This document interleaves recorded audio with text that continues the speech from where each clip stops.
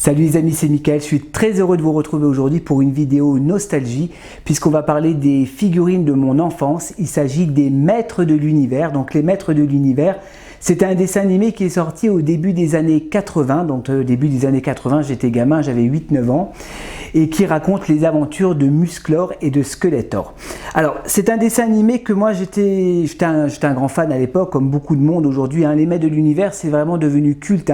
Je parle notamment pour les personnes de moins de 30 ans. Vous ne connaissez peut-être pas ce dessin animé, ce qui est normal, vous en avez peut-être entendu parler, mais je sais que les gens qui ont 40 ans aujourd'hui, il y a beaucoup de nostalgiques de ce dessin animé, notamment donc du personnage de Musclor. Alors avant de parler un petit peu de ces figurines, j'aimerais un petit peu vous parler de l'histoire des Maîtres de l'Univers.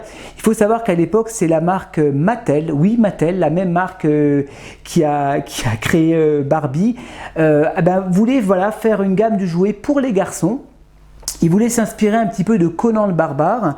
Ils ont voulu racheter les droits, mais les droits étaient très chers et le personnage était assez violent, puisque ils voulaient quand même créer un personnage, mais pour les enfants, donc pour les petits garçons. Et donc ils ont décidé tout simplement de créer leur propre histoire, leur propre univers autour de ce barbare. Ils se sont également un petit peu inspirés, ou ils ont essayé de surfer un petit peu sur la vague Star Wars qui marchait beaucoup à l'époque. Et voilà, et bref, ils ont créé effectivement toute une gamme de jouets. Il n'y avait pas encore le dessin animé à l'époque, puisque à l'époque c'était interdit aux États-Unis de promouvoir une gamme de jouets via un dessin animé, et plus tard les lois ont changé aux États-Unis et ils ont pu commander donc à Filmation l'animé des Maîtres de l'Univers. Donc il faut savoir qu'à l'époque, les figurines n'étaient pas vraiment tirés de l'animé.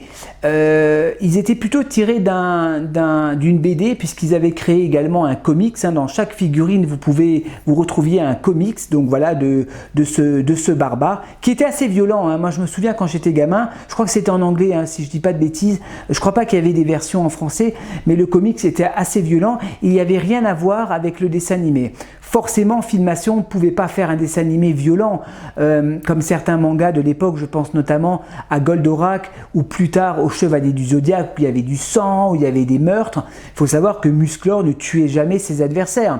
Il les assommait, il n'y avait pas de sang non plus, donc les personnages ne mouraient pas.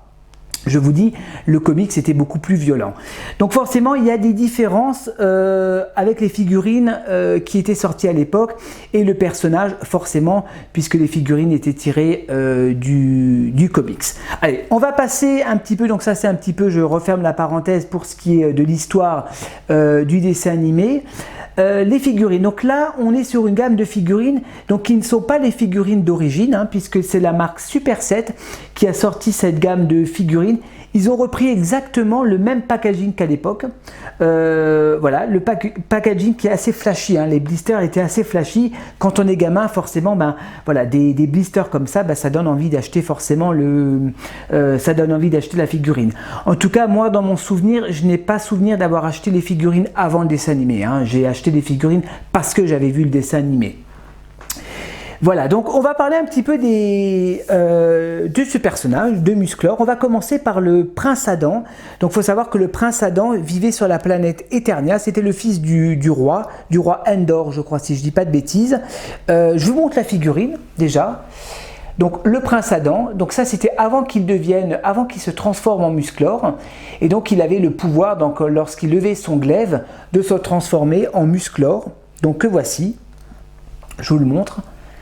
Donc Musclor. Alors il y a quand même une petite différence quand vous regardez le visage de la marque Super 7 par rapport aux premières figurines. Là on est vraiment sur le visage de l'animé, donc du Musclor du dessin animé. Alors le tigre de combat, c'est pas la marque Super 7, ils l'ont pas sorti. Ça c'est le tigre d'origine que j'ai acheté sur eBay il y a quelques semaines en loose. J'ai payé une trentaine d'euros. Donc ça c'est Kringer, le tigre de Musclor. Donc ça c'était avec son armure lorsqu'il était transformé. Donc je suis vraiment content de l'avoir trouvé. Je l'ai pas payé cher, je l'ai payé une trentaine d'euros. Voilà. Skeletor, donc le méchant du dessin animé. Donc l'infâme Skeletor. Voilà, ici avec son sceptre magique, son glaive également. Voilà, je vous le montre, superbe. Donc ils ont vraiment respecté Supersat les mêmes moulages qu'à l'époque, hein. Après voilà, je sais que les maîtres de l'univers, il y a eu pas mal d'éditions, de rééditions, de figurines un peu plus grandes, mais moi je me limite voilà à cette gamme de figurines parce que c'est vraiment les figurines qui me rappellent mon enfance. Quelques méchants encore, Océanor, je crois en anglais il s'appelle pas Océanor, mais je sais qu'en français il s'appelait Océanor. Donc ça c'était un des sbires de Skeletor. C'était un méchant un petit peu bébête, hein. Il était un peu con, hein, Océanor, hein. Il vivait dans l'eau, sous la mer. Mais j'aime beaucoup la figurine, hein. Elle est très belle, vous voyez ce bleu, le jaune, c'est vraiment très flashy, j'aime beaucoup. Donc Océanor, voilà, il a également il a un glaive également qui est avec. Il y a pas mal d'armes, hein, ça j'aime bien hein, dans ces figurines. Qu'est-ce qu'on a encore? Stratos, donc ça c'était un ami de Musclor. Alors pareil, lui il a également un deuxième sceptre également, voilà, il a son jetpack. Donc toutes les figurines ont les mêmes articulations, voilà, c'est des articulations en mouvement.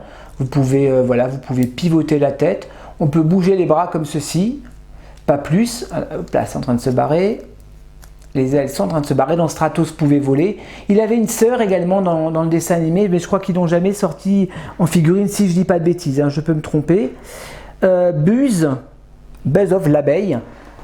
Donc très jolie figurine, regardez-moi ça. Il y a un deuxième HS supplémentaire, je ne l'ai pas sorti, je suis désolé, je ne l'ai pas sorti avec ses ailes. Voilà, il a également voilà, une espèce de lance avec des pinces, hein, il a des espèces de mains en crabe. Très belle figurine. Je sais quand j'étais gamin, je le voulais, celui-là, je n'avais jamais réussi à l'avoir. Ensuite, Filmation, ils ont sorti un peu plus tard, comme ils ont vu que la gamme marchait bien, que le dessin animé marchait bien, ils ont voulu faire également un dessin animé qui consacrait un peu plus aux filles. Donc ils ont sorti la sœur de Musclor, donc She-Ra, la princesse du pouvoir, donc que j'ai également en figurine, que je vais vous montrer. Très mignonne. Bon, le HS il n'est pas très ressemblant, mais je sais qu'ils ont sorti d'autres versions de ce personnage où le HS est beaucoup plus ressemblant. Voilà, avec son bouclier, son glaive. Elle a également une petite cape en tissu. Donc She-Ra également voilà, avait le même pouvoir que Musclor, elle pouvait se transformer et devenir She-Ra. Le méchant du dessin animé She-Ra, donc Hordak. Très belle figurine. Alors il faut savoir que la figurine de Hordak à l'époque, elle était grise. Hein. Là par contre, elle est bleue. Donc je pense, je vous dis, hein, Superset, ils ont vraiment sorti voilà, les personnages tels qu'ils sont dans le dessin animé, non pas tels qu'ils ont été créés à la base, à l'origine, dans la version comics. Voilà, donc je suis très content d'avoir acheté ces figurines. Donc les figurines elles coûtent une trentaine d'euros, hein, 30, 20, ouais, 26, 30 euros. Vous pouvez facilement les trouver sur internet également. Je pense encore me procurer le maître d'armes et Tila, et je pense que j'aurai fait le tour un petit peu de cette collection Superset. En tout cas, moi je suis très heureux d'avoir pu me procurer ces figurines. J'espère que cette petite vidéo vous a plu, hein, voilà. Pour les plus anciens d'entre nous, hein, qui ont 35-40 ans aujourd'hui, bah voilà, c'est un petit coup de nostalgie. Donc voilà, bah pour les plus jeunes, bah ça vous a permis de pouvoir découvrir un petit peu ce personnage donc, de Musclor et de Skeletor. Voilà les amis, j'espère que cette petite vidéo vous a plu et moi je vous dis à la prochaine pour de nouvelles reviews sur ma chaîne. Allez, restez connectés, ciao!